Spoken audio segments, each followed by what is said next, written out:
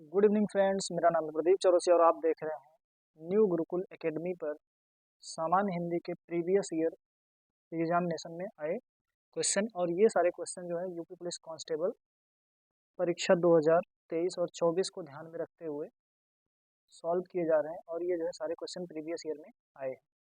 तो ये आपका जो है टेस्ट नंबर 5 है और इसमें जो है हम पूरा फुल एनालिसिस करेंगे। और एक ऑप्शन तो जो उसका सही होगा रहेगा ही, बाकी और जो उसके ऑप्शन मिलेंगे उसको भी हम लोग कवर करेंगे। तो चलिए शुरू करते हैं। और आपका ये जो है यूपी कांस्टेबल एग्जाम 2019 डेट 28/1/2019 का फर्स्ट शिफ्ट का जो है हिंदी का सेट है। और इसमें आपके टोटल 37 क्वेश्चन रहने वाले हैं। दोस्तों मैं ये पूरे दावे के साथ कह सकता हूँ कि आप जितने हिंदी के सेट हम सॉल्व करवा रहे हैं तो आप इसमें अप्रॉक्स में 90 प्लस आप सही करके आएंगे। 90% से अधिक आप सही करके आएंगे। तो चलिए यहाँ पे शुरू करते हैं। यहाँ पे कह रहे हैं निम्नलिखित प्रश्न में 4 विकल्पों में से दिए गए शब्द के सही समास वाले विकल्प पहचानिए। तो यहाँ पे देखिए मुद्रा। अब ऑप्शन दिया है चक्रधर में जिसके चक्र है, अधर में जिसके, सी है चक्र धारण किया है जिसने, और डी है चक्र है घर में जिसके। यहाँ पे घर नहीं होगा, धर होगा। तो दोस्तों यहाँ पे सबसे पहले तो ये मुद्रा है, तो इस प्रकार इसमें कोई भी ऑप्शन सही नहीं होगा, क्योंकि यहाँ पे चक्रधर अगर दिया होता, क्या दिया होता, चक्रधर दिया होता तो ये सही होता। तो इस प्रकार यहाँ पे कोई ऐसा ऑप्शन है नहीं, तो ये कोई भी ऑप्शन इसमें नहीं होगा क्योंकि, और ये निरस्त भी कर दिया गया था, बोर्ड ने इसको निरस्त कर दिया क्योंकि यहाँ पे चक्रधर नहीं था। और जो चक्रधर होता है, चक्रधर शब्द होता है, इसमें बहुब्रीहि समास होता है। क्या होता है? बहुब्रीहि समास। अब देखिए बहुब्रीहि समास को थोड़ा सा हम मजाक के मूड में लेते हैं। तो यहाँ पे क्या है, जब दो के बीच में तीसरा आ जाए, दो के बीच में तीसरा आ जाए तो वहाँ पे क्या होता है, बहुब्रीहि समास होता है, बहुब्रीहि समास होता है। तो देखिए यहाँ पे क्या है, चक्रधर। तो चक्रधर मतलब चक्र धारण किया है जिसने।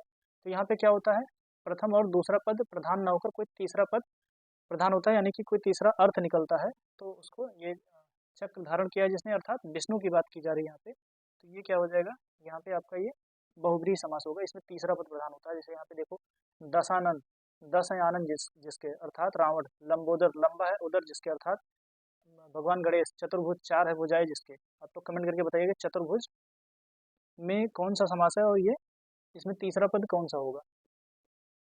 नेक्स्ट है निम्नलिखित तो प्रश्न में 4 विकल्प दिए गए जिनमें से उस विकल्प का चयन करें जो शब्द वाक्य का सबसे अच्छा एक शब्द। तो यहाँ पे क्या है, वाक्य के लिए एक शब्द का प्रयोग करना है। तो रात में जो घूमने वाला होता है उसके लिए हम एक शब्द प्रयोग करते हैं निशाचर, निशाचर। तप करने वाले को बोलते हैं तपस्वी, तप करने वाला। अचर मतलब कि जो चलने वाली, यानी कि जो वस्तु चलने वाली ना हो, जो वस्तु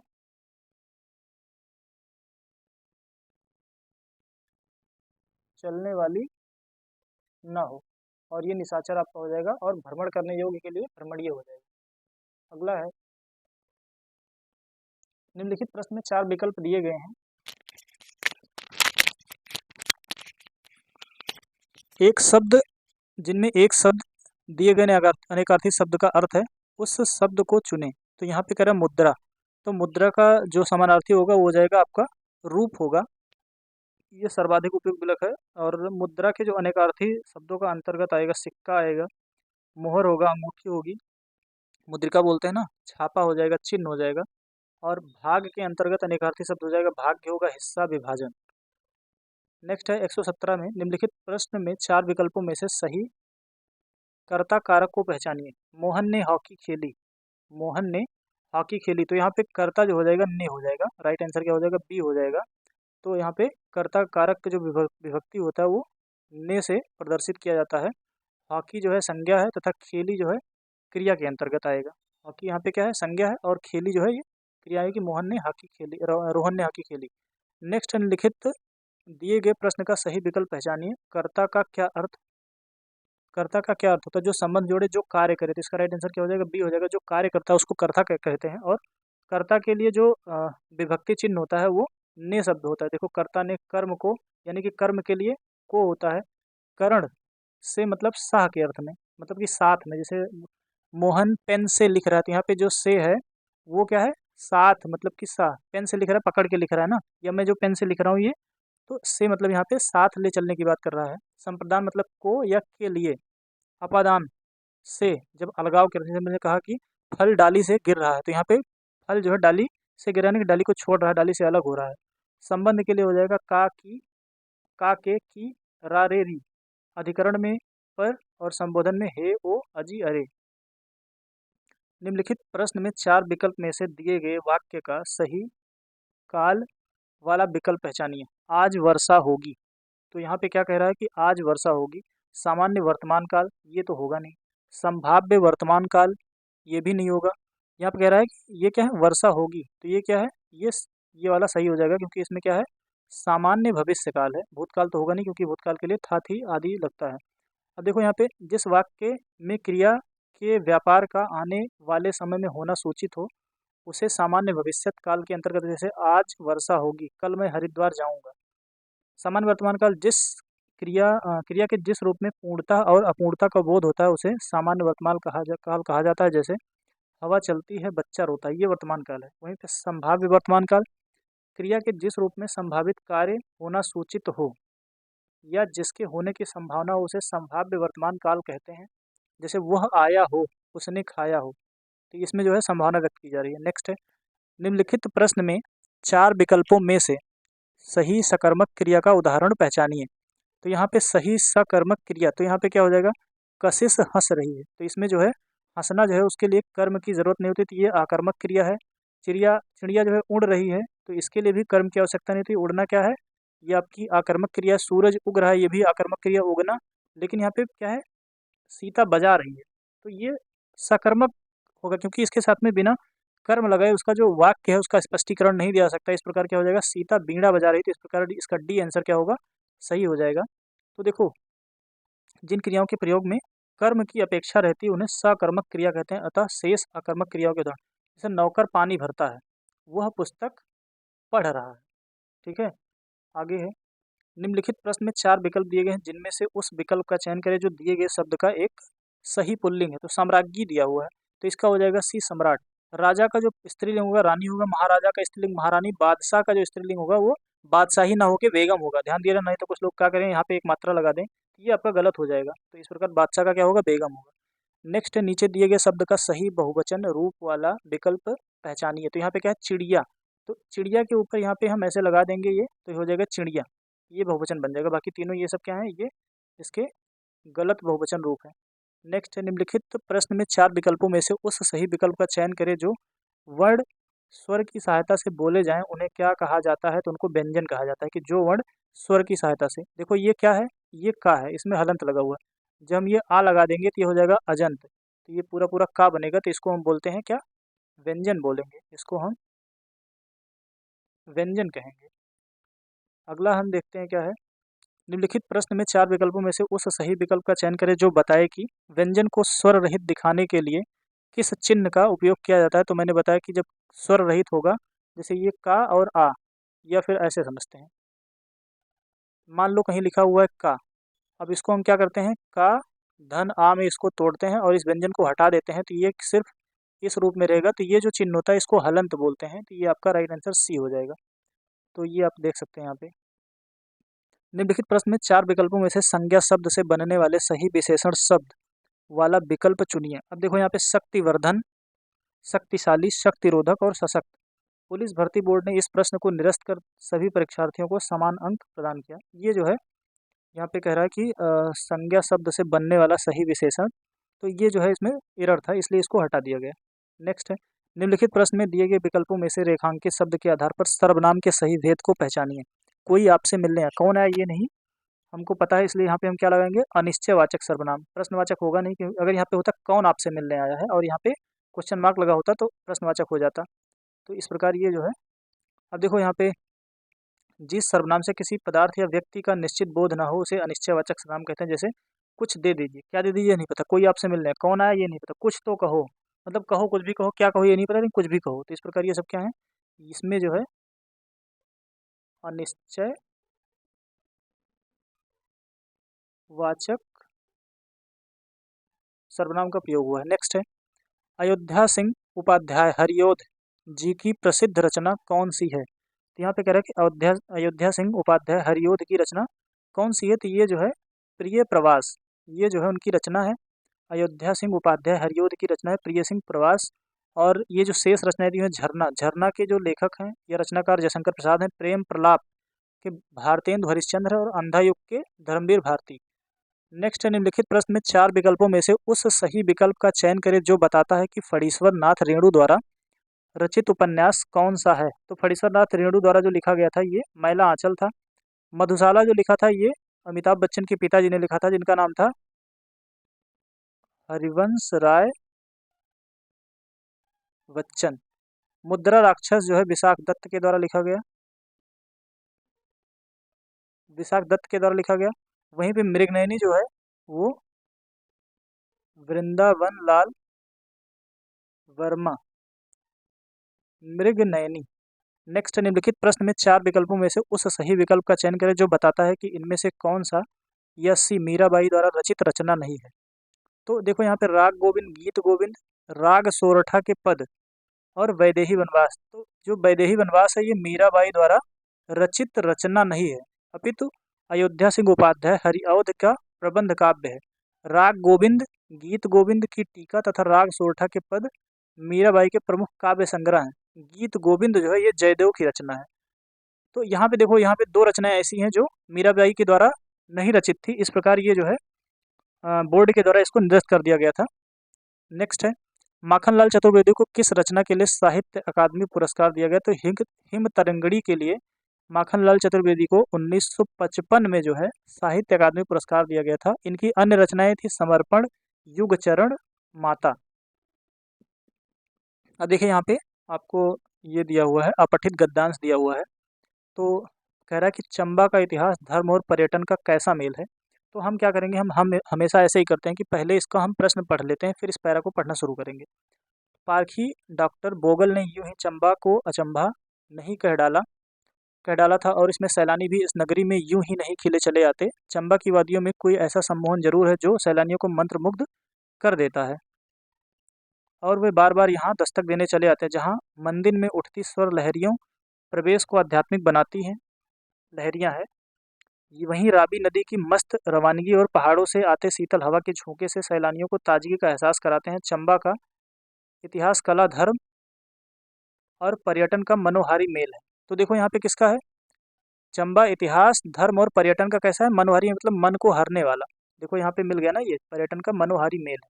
तो हमारा इसमें राइट आंसर क्या होगा, ए होगा। इस तरह आप करेंगे तो दोस्तों इसमें गलती के चांसेस एकदम ना के बराबर होंगे। नेक्स्ट है, डॉक्टर वोगल ने चंबा को अचंभा कब कहा। तो ये जो है चंबा को अचंभा कब कहा, देखिए हम लोगों ने यहाँ पे पढ़ा।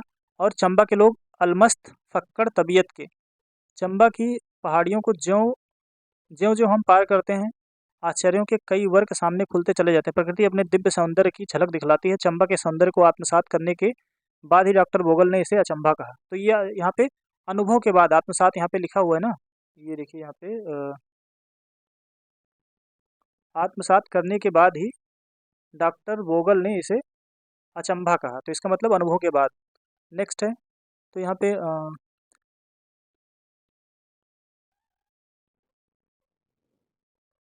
इसमें जो है, लेकिन इसको जो है निरस्त कर दिया गया था। सही विकल्प न होने के कारण पुलिस भर्ती एवं प्रोन्नति बोर्ड ने इस प्रश्न को निरस्त कर दिया। नेक्स्ट है, चंबा को सौभाग्यशाली क्यों कहा गया, आगे देखते हैं।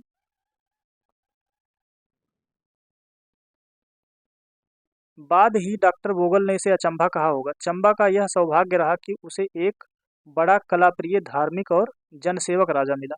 तो किसके कारण, राजा के कारण। नेक्स्ट है, चंबा की किस शैली ने अपनी पहचान बनाई, आगे देखते हैं। इन राजाओं के काल में न सिर्फ यहाँ की लोक कलाएं फली फूली, अपितु इनकी ख्याति चंबा की सीमाओं को पार करके पूरे भारत में फैली।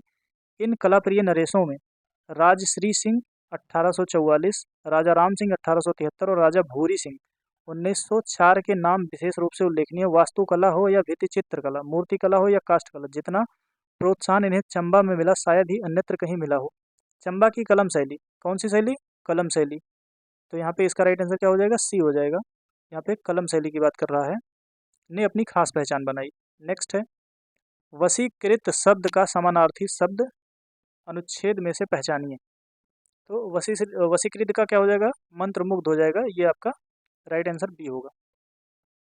निम्नलिखित प्रश्न में 4 विकल्पों में से उस सही विकल्प का चयन करें जो दिए गए पद के उचित अलंकार का सबसे अधिक बार अच्छा विकल्प है। भिखारिन को देखकर पट देत बार बार। तो यहाँ पे क्या हो जाएगा? श्लेष अलंकार होगा। यहाँ पे पद्यांश भिखारिन को देखकर पट देत बार बार में श्लेष अलंकार है। श्लेष अलंकार के अंतर्गत संभग श्लेष में शब्द में भंग करने पर दूसरा अर्थ निकलता है। नेक्स्ट है, निम्नलिखित प्रश्न में 4 विकल्पों में से उस सही विकल्प का चयन करें जो रेखांकित शब्दों के सही अव्यय का भेद हो। उसने, देखो यहाँ पे कह रहा है कि सबने उसे बुरा कहा लेकिन वह अच्छा बना रहा। तो ये कह रहा है कि जो अव्यय है ये कैसा है? तो ये जो है विस्मयादि बोधक अव्यय या संबंध बोधक अव्यय या समुच्चय बोधक या क्रिया विशेषण। तो ये जो है आपका समुच्चय बोधक है। नेक्स्ट है, निम्नलिखित प्रश्न में 4 विकल्पों में से उस सही विकल्प का चयन करें जो अशुद्ध वाक्य के शुद्ध रूप का सबसे अच्छा विकल्प है। विद्यालय में बाएं बड़ा सा मैदान है। अब देखते हैं यहाँ पे क्या होगा। विद्यालय के बाएं बड़ा मैदान है। विद्यालय की बाईं ओर बड़ा सा मैदान है। विद्यालय में बड़ा सा मैदान है। विद्यालय के बाएं बड़ा सा मैदान है। तो ये हो जाएगा बी, इसका राइट आंसर होगा। विद्यालय की बाईं ओर बड़ा सा मैदान है, ये आपका जो है शुद्ध रूप है। नेक्स्ट है, जहाँ छंद में सभी चरण समान होते हैं उसे क्या कहा जाता है? तो उसको सममात्रिक छंद कहा जाता है। जहाँ प्रथम और तृतीय चरणों में द्वितीय व चतुर्थ चरणों में वर्णों या मात्राओं की समानता होती है उसे अर्धसम मात्रिक छंद कहते हैं। जैसे अगर हम दोहा की बात करें, दोहा, तो इसमें 4 चरण होते हैं ना, ये ऐसे, गुरु गोविंद दो खड़े काको लागे पाए बलिहारी गुरु आपने गोविंद देव बताए। तो इसमें 13, इसमें 11, इसमें 13, इसमें 11। तो देखो यहाँ पे क्या होता है, इसमें मात्राएं जो होती हैं पहले और तीसरे चरण में बराबर, और यहाँ पे दूसरे और चौथे में, तो इनको बोला जाता है अर्ध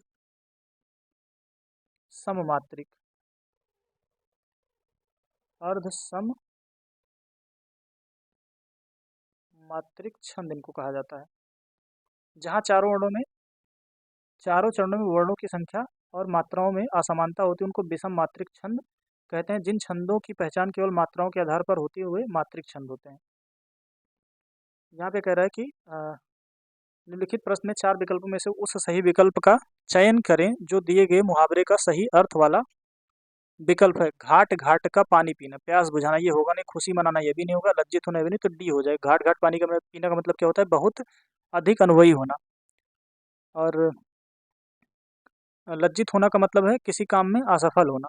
और खुशी मनाना बहुत अधिक प्रसन्न होना। और प्यास बुझाना का मतलब कि इच्छा पूरी करना।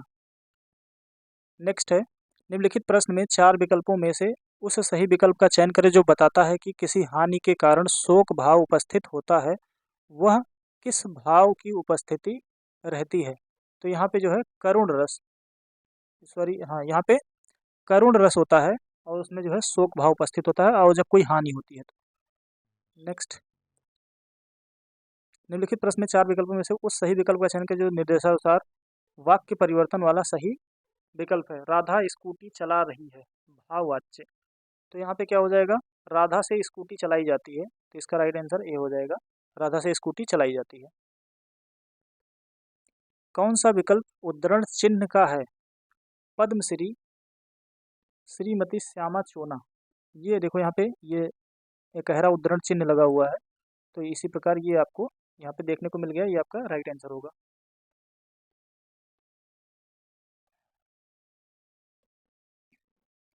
अगला है, निम्नलिखित प्रश्न में 4 विकल्पों में से उस विकल्प का चयन करें जो दिए गए शब्द का सही समान अर्थ वाला शब्द है। एक है शरीर, दूसरा है देखो शरीर यहाँ पे दिया है प्रश्न में, और इसका क्या बताना है? शब्द का सही समान अर्थ वाला शब्द। कलेवर, बिटप, पद्मा और महिला। तो इसका जो राइट आंसर होगा ये कलेवर होगा। बिटप का अर्थ होता है वृक्ष, पद्मा का अर्थ होगा सरस्वती और महिला का स्त्री। निम्नलिखित प्रश्न में 4 विकल्पों में से उस विकल्प का चयन करें जो सही विकल्प है। उपसर्ग और प्रत्यय दोनों ही शब्द नहीं है। क्रिया, अव्यय, शब्दांश और सर्वनाम। देखो यहाँ पे स्टार लगा हुआ है, क्यों लगा है? चलिए देखते हैं। उपसर्ग और प्रत्यय दोनों ही शब्द नहीं, शब्दांश या अव्यय होते हैं जो किसी भी शब्द में क्रमशः आगे या पीछे जुड़कर नए सार्थक शब्द का निर्माण करते हैं। प्रस्तुत प्रश्न में 2 विकल्प सही होने के कारण पुलिस भर्ती एवं प्रोन्नति बोर्ड ने प्रश्न को निरस्त कर दिया। क्या है यहाँ पे, एक अव्यय और दूसरा शब्दांश, इसमें दोनों होगा। इस प्रकार इसने जो है, आप चीज़ एक नोटिस कर रहे हैं कि 2019 का जो 28 जनवरी का जो एग्ज़ाम था फर्स्ट शिफ्ट में, उसमें काफ़ी सारे प्रश्नों को नेग्लेक्ट किया गया क्योंकि उसमें जो पेपर बना वो काफ़ी गड़बड़ बना था हिंदी का। अगला है, निम्नलिखित प्रश्न में 4 विकल्पों में से उस विकल्प का चयन करें जो प्रत्यय से नहीं बना। शिष्या, शेरनी, दयामय, परिचय। तो ये आपका डी होगा। शेरनी, शेर में क्या लगाया गया है, नी प्रत्यय लगा है। शिष्या में तो शिष्य में आ लगा दिया गया है, और दयामय में दया में मैं लगा दिया गया है। तो ये जो है सारे जो है प्रत्यय लगे हैं, लेकिन परिचय में कोई प्रत्यय नहीं लगा। इस प्रकार इसका राइट आंसर क्या होगा, डी होगा। नेक्स्ट है मक्षिका, तो इसका तद्भव बताना है, तो इसका राइट आंसर क्या हो जाएगा, डी हो जाएगा। मोर का जो होगा तत्सम, मयूर होगा, भंवरा का भ्रमर, और मेढक का मंडूक होगा। सन्यासी, इसका क्या बताना है, शब्द का विपरीत अर्थ वाला विकल्प चुनिए। तो सन्यासी का हो जाएगा गृहस्थ। सन्यासी का सन्यासी का सम्यक विपरीतार्थक जो होगा वो गृहस्थ होगा। बैरागी का होगा अनुरागी, शिष्ट का होगा अशिष्ट, और सुलभ का होगा दुर्लभ। नारी इच्छा, तो यहाँ पे क्या हो जाएगा, नारी धन इच्छा। बाकी सारे जो है ये गलत है। इसमें जो है कौन सी संधि है, ई और धन ई, मतलब कि दीर्घ और ह्रस्व ई बनाकर क्या बनता है, दीर्घ। तो ये दीर्घ स्वर संधि है। निम्नलिखित प्रश्न में 4 विकल्प दिए गए हैं, जिनमें से उस विकल्प का चयन करें जो शब्द का सबसे अच्छा विकल्प है। नियत मतलब क्या होगा, निश्चित, इच्छा, तरफ और गरीब। तो इसका राइट आंसर होगा निश्चित। नियत मतलब होता है निश्चित। दोस्तों आप लोग कमेंट करके बताइए, अगर यहाँ पे नियत ही होता तो इसका मतलब क्या होता है, आप लोग कमेंट करके ज़रूर बताइएगा। तो दोस्तों इसमें हम लोगों ने 37 क्वेश्चन कंप्लीट किया है। तो बस आज के लिए इतना ही, मिलते हैं आपको कल सुबह जो है एक दूसरा वीडियो मिलेगा यूपी जीके का। जल्दी से यूपी जीके खत्म होगा तो फिर हम क्या करेंगे, यूपी पुलिस कांस्टेबल का जो है बाकी जो जीके यानी कि जीके और जीएस वाला पोर्शन होगा, जीके और जीएस वाला, उसको हम लोग कवर करेंगे और साथ में मैथ को भी ख़त्म करेंगे। तो बस आज के लिए इतना ही। और दोस्तों अगर वीडियो आपको अच्छा लगा तो लाइक करिए, कमेंट करिए और ज़्यादा से ज़्यादा शेयर करिए, और जो चैनल पर नए हो चैनल को सब्सक्राइब करना ना भूलें। बहुत बहुत धन्यवाद, थैंक यू।